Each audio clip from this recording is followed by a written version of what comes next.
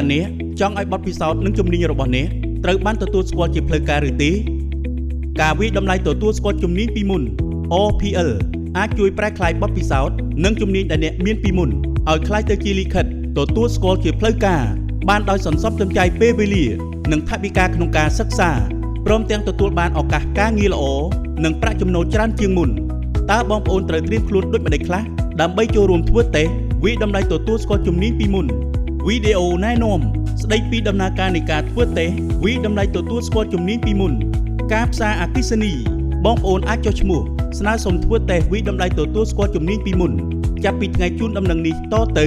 តាមរយៈប្រព័ន្ធអនឡាញឬទាក់ទងមកលេខ1297ឬមកដាក់ពាក្យដោយផ្ទាល់រៀងរាល់ម៉ោងធ្វើការនៅតាមមជ្ឈមណ្ឌលវិតម្លៃសមត្ថភាពចំនួន9ទីតាំងតាមរយៈ QR Code បេក្ខជនត្រូវមកបង្ហាញខ្លួននៅមជ្ឈមណ្ឌលវិតម្លៃសមត្ថភាពដែលបានចុះឈ្មោះតាមការណាត់ជួបឲ្យបានមួយសប្តាហ៍មុនថ្ងៃធ្វើតេស្តដើម្បីស្ដាប់ការណែនាំពិនិត្យបន្ទប់ប្រឡងនិងទីតាំងអនុវត្តត្រួតពិនិត្យសម្ភារៈឧបករណ៍បរិក្ខារនិងគ្រឿងប្រដាប់ការពារសុវត្ថិភាពសម្រាប់ការធ្វើតេស្តវិតម្លៃ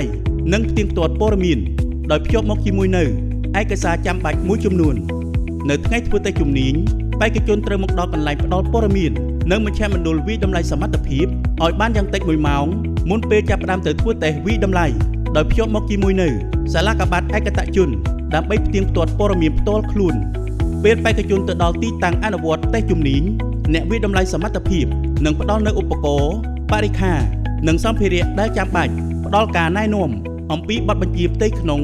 និងសេចក្តីណែនាំសម្រាប់ការប្រតិបត្តិជំនាញរយៈពេល10ទៅ15នាទី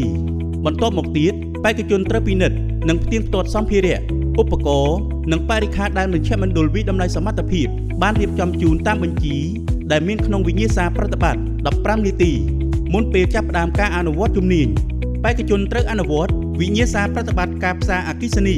ក្នុងរយៈពេល3ម៉ោង00នាទី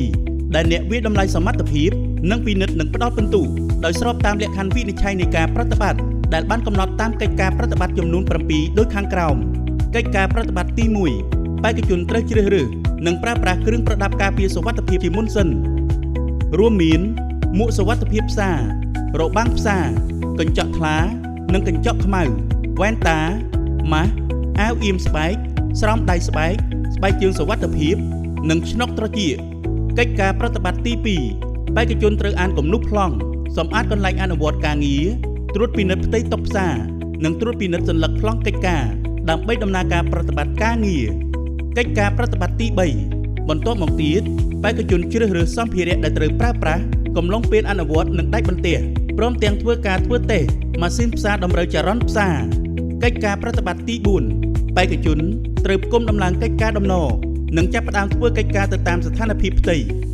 កិច្ចការប្រតិបត្តិទី5បេក្ខជនត្រូវដំឡើងលោហៈផ្សារនិងធ្វើការចាប់ផ្ដើមដំណើរការផ្សារកិច្ចការប្រតិបត្តិទី6បេក្ខជនត្រូវធ្វើការផ្សារលើបន្ទះដៃកាបោនដោយប្រើម៉ាស៊ីនផ្សារអគ្គិសនីដោយដៃ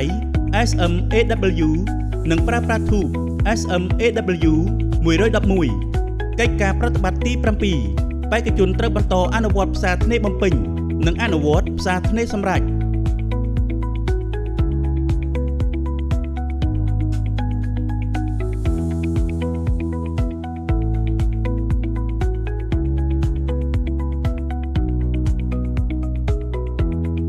បន្ទាប់ពីបញ្ចប់កិច្ចការបេក្ខជនត្រូវសម្អាតឧបករណ៍បរិក្ខារសម្ភារៈនិងកន្លែងអនុវត្តការងារនិងទុកដាក់របស់ដែលប្រើប្រាស់រួចទៅទីតាំងដើមឲ្យមានសណ្ដាប់ធ្នាប់មុនពេលលើកដៃបញ្ជាក់ថាបានបញ្ចប់កិច្ចការអ្នកវិតម្លៃសមត្ថភាពនឹងចូលទៅធ្វើការត្រួតពិនិត្យកិច្ចការរបស់បេក្ខជនដើម្បីធានាថាកិច្ចការដែលបេក្ខជនបានអនុវត្តត្រឹមត្រូវតាមលក្ខខណ្ឌបច្ចេកទេសបន្ទាប់ពីបញ្ចប់ការអនុវត្តវិញ្ញាសាប្រតិបត្តិអ្នកវិតម្លៃសមត្ថភាពនឹងពិនិត្យកិច្ចការរបស់បេក្ខជននិងសម្ភាសបេក្ខជនរយៈពេល15នាទីក្រោយបញ្ចប់ការសម្ភាសអ្នកវិតម្លៃសមត្ថភាពនឹងធ្វើការសម្រេចចិត្តថាបេក្ខជនមានសមត្ថភាពឬមិនទាន់មានសមត្ថភាពតាមលទ្ធផលនៃកិច្ចការដែលបេក្ខជនបានអនុវត្តបេក្ខជននិងអ្នកវិតម្លៃសមត្ថភាពត្រូវចុះហត្ថលេខាទទួលស្គាល់លើលទ្ធផលនៃការវិតម្លៃសមត្ថភាពនេះមុនពេលប្រគល់ជូនទៅមជ្ឈមណ្ឌលវិតម្លៃសមត្ថភាពដើម្បីចេញវិញ្ញាបនបត្រគុណវុឌ្ឍិជំនាញ មជ្ឈមណ្ឌលវិតម្លៃសមត្ថភាពនិងចេញវិញ្ញាបនបត្រគុណវុឌ្ឍិជំនាញជូនដល់បេក្ខជនតាមលទ្ធផលរបស់អ្នកវិតម្លៃសមត្ថភាព OPL ធ្វើឲ្យបទពិសោធន៍និងជំនាញរបស់អ្នកក្លាយជាវិញ្ញាបនបត្រដែលមានការទទួលស្គាល់